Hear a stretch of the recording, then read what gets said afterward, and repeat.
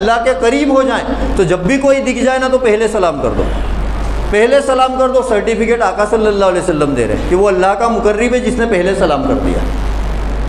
تو بات ہو رہی تھی ظلم کی کہ اگر ہم دیکھ رہے ہیں کہیں پہ کوئی چیز غلط ہو رہی ہے تو ہم کو وہاں پہ آواز اٹھانی ہے، یہ بھی حسن اخلاق ہے۔ کچھ لوگ یوں جھگڑا لفڑا دیکھتے ہیں تو چلے جاتے ہیں کہ نہیں ہم نہیں منہ لگتے، یہ بزدلی ہے۔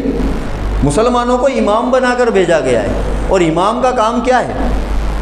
سنیے، مکہ شریف ہے، مکہ شریف میں لوگ باہر سے آیا کرتے تھے تجارت کرنے، لوگ باہر سے تجارت کرنے آتے تھے، وہاں بڑی منڈی لگتی تھی۔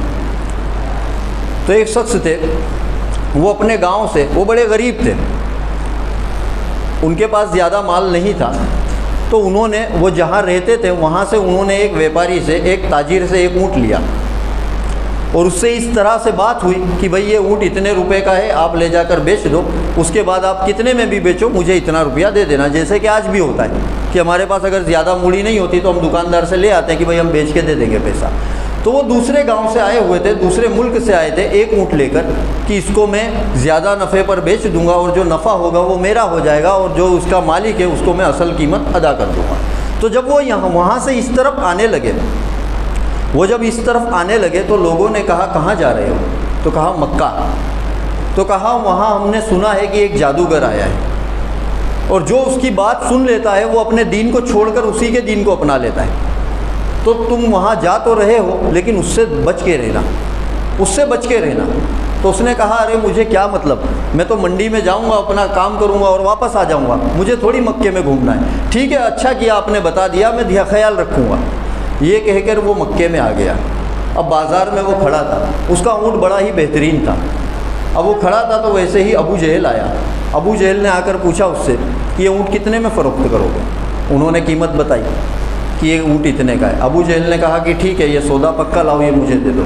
اور پھر کہا کہ دیکھو وہ فلانی جو سامنے گلی ہے نا، وہاں میرا مکان ہے، شام کو آپ آ جانا اور مجھ سے قیمت لے جانا۔ اب وہ پردیسی تھا، وہ جانتا نہیں تھا، اور ابو جہل جو تھا وہ بڑا گنڈا تھا، بڑا گنڈا تھا ابو جہل۔ اس نے کہا کہ ٹھیک ہے۔ اب وہ وہاں چلے گیا، ابو جہل اونٹ لے کر چلا گیا۔ اب اس کے پاس اور کچھ تھا بھی نہیں، ایک چبوترے پر بیٹھا رہا، شام تک انتظار کیا اس نے۔ جب شام ہوئی تو یہ ابو جہل کے گھر گیا، جا کے دروازے پہ کچھ دستک دی۔ ابو جہل باہر آیا، کہا ہاں آپ کا پیسہ باقی تھا، پیسہ دینا ہے۔ کہا آپ ایسا کرو، آج میرا کام نہیں ہو پایا، میری جو رقم آنے والی تھی وہ آ نہیں سکی ہے، آپ ایسا کرو کل آ کے لے جانا۔ اب وہ جو تاجر تھا وہ پردیسی تھا، تو اس لیے وہ بیچارہ کچھ بول نہیں سکا، لیکن اس کا یہاں پہ کوئی بھی نہیں تھا، مکے میں کوئی بھی نہیں تھا۔ آپ اندازہ لگاؤ، خالی اسٹیشن پہ اگر ہمیں ایک دن اور ایک رات گزارنی پڑے تو کتنی مشقت ہوتی ہے، اور اس کے پاس تو پیسہ بھی نہیں تھا، پیسہ بھی نہیں تھا، رہنے کی جگہ بھی نہیں تھی، لیکن وہ خاموش رہا، اور وہ جا کے ایک چبوترے پر بیٹھا رہا، پورا دن وہیں گزار دیا، پوری رات وہیں گزار دی۔ دوسرے دن کی شام ہوئی تو پھر یہ ابو جہل کے دروازے پہنچا۔ ابو جہل کے دروازے پہ جا کے دستک دی، ابو جہل باہر آیا، کہا ہاں بولے آپ کا پیسہ تھا یار، مجھے میرا پیمنٹ نہیں آیا۔ جیسے آج کے لوگ کہتے ہیں، میں آج کی بھاشا میں کہہ رہا ہوں کہ میرا پیسہ نہیں آیا ہے، آپ ایسا کرو ایک دن اور رک جاؤ، ایک دن اور رک جاؤ، میں کل پکا دے دوں گا۔ تو اس نے کہا کہ بھائی میں پردیسی انسان ہوں، میرا یہاں کوئی بھی نہیں ہے، میں نے 2 دن سے کھانا بھی نہیں کھایا، میرے پاس پیسے بھی نہیں ہیں، مجھے میرے پیسے دے دو تو میں اپنے وطن چلا جاؤں۔ ابو جہل نے کہا میں آپ کے حالات سمجھ رہا ہوں، بس ایک دن اور رک جاؤ، کل آپ کا کام میں پکا کر دوں گا۔ وہ واپس آ گیا۔ اب پانی پی کے اس نے گزارا تیسرا دن بھی اس امید پہ گزارا کہ آج شام کو پیسہ مل جائے گا تو میں پیٹ بھر کے کھانا بھی کھا لوں گا اور اپنے وطن چلے جاؤں گا۔ اور اس کو یہ بھی فکر تھی کہ میرے گھر والے کتنی فکر کر رہے ہوں گے، کیونکہ میں ایک دن کا بول کے آیا تھا اور آج 3 دن ہو گئے۔ تیسرے دن یہ گیا ابو جہل کے پاس، اس نے دروازہ کھٹکھٹایا، ابو جہل باہر آیا، اور جیسا آج ہوتا ہے نا کہ کسی سے بار بار پیسے کا مطالبہ کرو تو وہ کیسے بھڑک جاتا ہے کہ کیا بھروسہ نہیں ہے، کہیں بھاگے جا رہا ہوں میں، کیا ایسا ہو۔ تو ابو جہل نے بھی ایک دم تیور بدل لیا۔ پہلے اس نے گزارش کی کہ بھائی آج دے دو، تو کہا یار پیسہ آیا نہیں ہے اور آپ کو بار بار منع کرنے میں مجھے بھی اچھا نہیں لگ رہا ہے۔ تو اس نے کہا کہ بھائی میں پردیسی انسان ہوں، میرے پاس کچھ بھی نہیں ہے، میرے پاس کھانے پینے کو بھی نہیں ہے، 3 روز سے میں رات میں چبوترے پہ سوتا ہوں، دن بھر میں پانی پیا کرتا ہوں، کوئی مل جاتا ہے، کوئی جان پہچان والا کچھ کھجورے دے دیتا ہے تو میں وہ کھا لیتا ہوں، میں نے 3 دن سے کھانا بھی نہیں کھایا۔ بولتے بولتے اس کی آنکھ میں آنسو آ گئے۔ ابو جہل نے دیکھا تو جان گیا کہ یہ کمزور انسان ہے، تو ابو جہل اور زیادہ سختی میں آ گیا. ابو جہل نے اس کے کندھے پہ ہاتھ رکھا اور اس کو دھکا مار دیا. کہا چل جا, نہیں دینا ہے. کیا کر لے گا, چل جا, نہیں دینا ہے پیسہ. اب وہ شخص بالکل سے رو پڑا.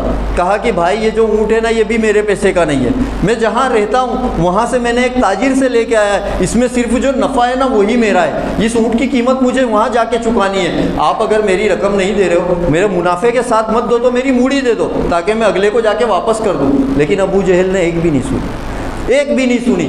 اس کو دھکے دیے اور وہ روتا روتا باہر نکلا. اب وہ روتا ہوا باہر نکلا تو ایک شخص ملا. اس نے کہا کیا ہوا؟ تو اس نے رو رو کر اپنی ساری بات بیان کی کہ میرے ساتھ ایسے سے ایسا ہوا. تو کعبہ شریف کے باہر ایک کمیٹی بیٹھا کرتی تھی جس میں عتبہ, شیبہ, ابو لہب اور جو بڑے بڑے کافر ہیں نا یہ سارے گنڈے تھے. انہوں نے لیکن ایک کمیٹی بنائی ہوئی تھی کہ مکے میں جو باہر کے تاجر آئیں گے ان کے ساتھ اگر کچھ غلط ہوتا تھا تو یہ ان کے ساتھ اچھا کر دیتے تھے. مطلب کسی کے ساتھ غلط نہیں ہونے دیتے تھے, نہیں تو کوئی عرب میں آئے گا, مکے میں کوئی آئے گا نہیں تجارت کرنے. تو اس لیے انہوں نے ایک کمیٹی بنائی تھی اور وہ کعبے کے پاس بیٹھے رہتے تھے. تو اس شخص نے کہا کہ بھائی تیرے ساتھ غلط ہوا ہے نا. اب یہ ابو جہل کا نام نہیں جانتا تھا. تو کہا وہ فلانے شخص نے میرا مال لے لیا ہے, میرا اونٹ لے لیا ہے اور دے نہیں رہا ہے, ایسے سے ایسا معاملہ ہے. تو اس نے کہا ایسا کرو, جو کعبے کے پاس بیٹھے ہوئے نا لوگ, کچھ لوگ, وہاں چلے جاؤ, ان سے اپنا معاملہ بتا دو, وہ لوگ آپ کا اونٹ یا آپ کا پیسہ دلوا دیں گے. وہ لوگ غلط ہونے نہیں دیتے. اب یہ ان کے پاس گیا. انہوں نے جیسے ہی سنا تو فوراً کھڑے ہو گئے. کہا کہ ٹھیک ہے تجھے ابھی حال تیری رقم دلوا دیتے, بتا کس نے لیا. تو اس نے بتایا کہ وہ فلاں فلاں جو ادھر گھر ہے نا وہ. اب وہ لوگ آپس جیسے ہی ایڈریس انہوں نے سنا تو وہ جان گئے کہ یہ تو ابو جہل کا گھر ہے. تو کہا, انہوں نے پہچان بتائی کہ کیا وہ شخص ایسے سے ایسا دکھتا ہے؟ تو کہا ہاں. تو کہا تو بڑے گنڈے کے پاس پھنس گیا ہے, اس سے تو پیسہ ہم بھی نہیں نکلا سکتے, تیرا مال ڈوب گیا. اب تو ایسا کر, اب اپنے گھر چلے جا. اب وہ رو پڑا.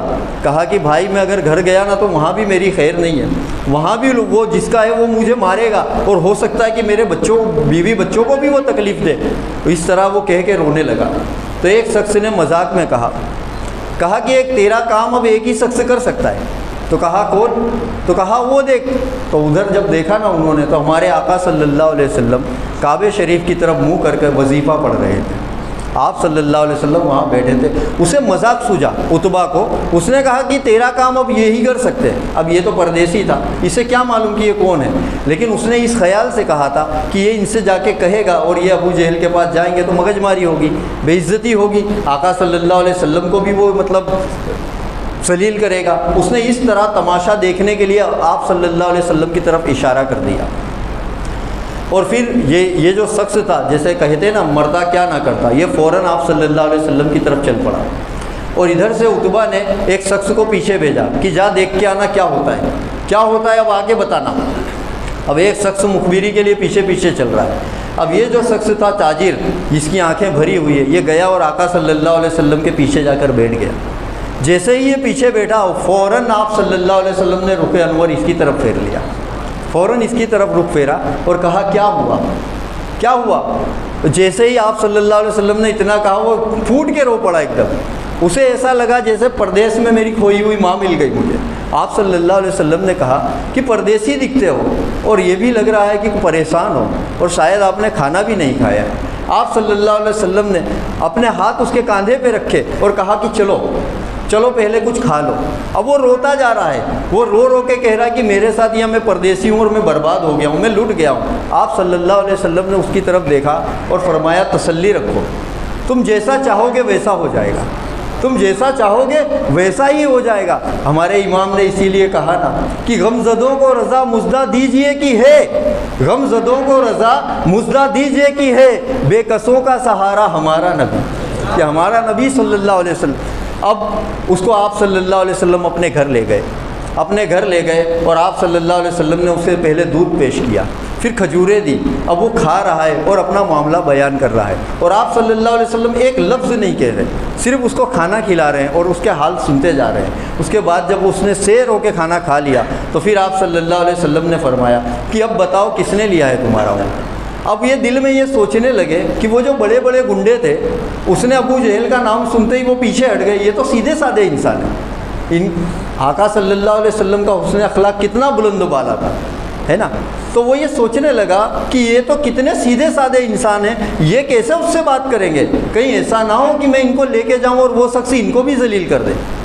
آپ صلی اللہ علیہ وسلم نے پوچھا بتاؤ کس نے لیا ہے وہ؟ تو انہوں نے ڈرتے ڈرتے کہا اس کا نام ابو جہل ہے, کیا وہ میرے پیسے دے دے گا؟ آپ صلی اللہ علیہ وسلم سے پوچھا کہ اس کا نام ابو جہل ہے, کیا وہ میرے پیسے دے دے گا؟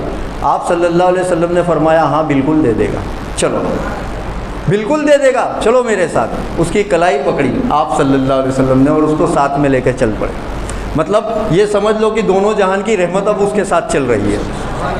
پورے راستے آپ صلی اللہ علیہ وسلم نظریں جھکائے ہوئے. آج ہمارا کوئی معاملہ ہو نا تو ہم کتنی بڑی بڑی بات کرتے ہیں کہ جا کے خالی میرا نام بول دینا, فون کروا دینا, دیکھا ابھی تو چل خالی دیکھنا میرے کو, دیکھتے ہی اس کا کیا ہوگا یہ ہوگا. آپ صلی اللہ علیہ وسلم نظریں جھکائے بالکل خاموشی سے چل رہے ہیں. اور یہ جو دوسرا شخص ہے یہ ڈر رہا ہے کہ میں وہاں کہیں جاؤں تو کہیں ایسا نہ ہو کہ وہ میرے یہ جو اچھا انسان ہے اس کو وہ ذلیل نہ کر دے. اس کے دل میں یہ ڈر ہے. جیسے ہی آپ صلی اللہ علیہ وسلم اس کے دروازے پر پہنچے, دروازہ کھٹکھٹایا, فوراً ابو جہل باہر آیا. ابو جہل نے جیسے ہی دیکھا, آپ صلی اللہ علیہ وسلم کو اللہ تعالیٰ نے 5 خوبیاں دی تھی, جس میں سے ایک خوبی یہ تھی کہ 5 میل دوری سے بھی آپ صلی اللہ علیہ وسلم کا رعب اللہ تبارک و تعالیٰ ان کے دشمنوں کے دل میں ڈال دیتا تھا. 5 میل دوری سے بھی. تو یہاں تو آپ صلی اللہ علیہ وسلم بالکل سامنے کھڑے تھے ابو جہل کے. جیسے ہی ابو جہل نے دیکھا ایک دم کانپ گیا کہ آقا صلی اللہ علیہ وسلم محمد اس شخص کے ساتھ. آپ صلی اللہ علیہ وسلم نے اس شخص سے کہا کہ کہو کیا ہوا ہے تمہارے ساتھ؟ تو وہ رو کے بولنے لگا کہ یہ ایسے سے ایسا میرے ساتھ ہوا ہے.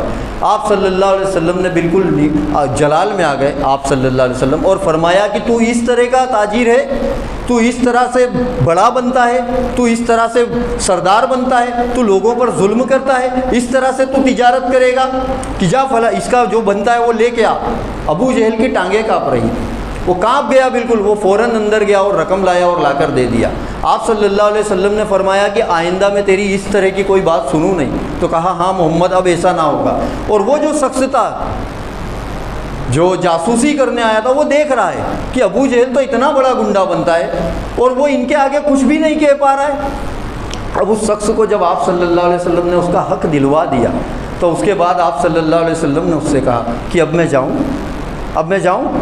تو وہ شخص بڑا راضی ہو گیا. کہا اے میرے محسن, اے مجھ پر احسان کرنے والے, کم سے کم اپنا نام تو بتا دو.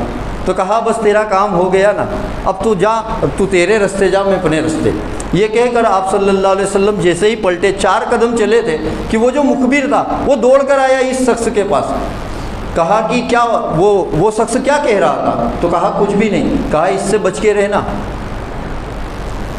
وہ جو مخبر تھا اس نے آ کے کیا کہا, اس سے بچ کے رہنا, یہ بہت بڑا جادوگر ہے, اس کی بات اگر کوئی سن لیتا ہے تو وہ اپنا دین ایمان کھو بیٹھتا ہے. جیسے ہی اس شخص نے یہ بات سنا اس کے گریبان پکڑ کے جھٹک دیا اور کہا کہ اگر یہ جھوٹ ہے تو دنیا میں کوئی سچا نہیں ہے.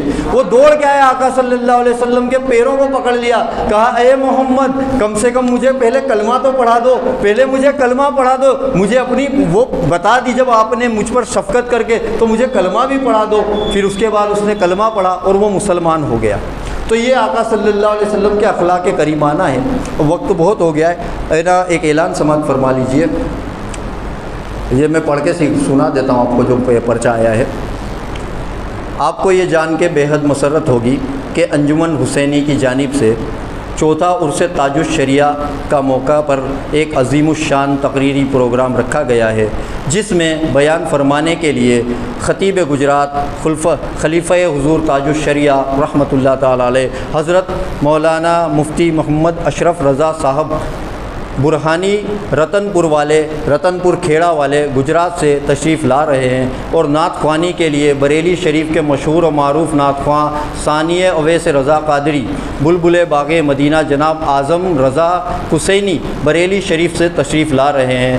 اور حضرت ہمارے جو مولانا عبدالغفار صاحب ہیں ان کا بھی خطاب ہوگا. اور پروگرام کے بعد کھانے کا بھی انتظام رکھا گیا ہے. 7 تاریخ منگل کے روز بعد نماز عشاء, یاد رکھیے گا 7 تاریخ کو منگل کے روز بعد نماز عشاء صباب ہوٹل کے سامنے پروگرام ہے, تقریری پروگرام ہے, اور اس کے بعد کھانے کا بھی انتظام ہے. میرے کہنے سننے میں اگر کوئی غلطی ہوئی تو اللہ رب العزت مجھے معاف فرمائے. جو حضرات سنتیں نہیں ادا فرمائے سنتیں ادا فرمائے. السلام علیکم.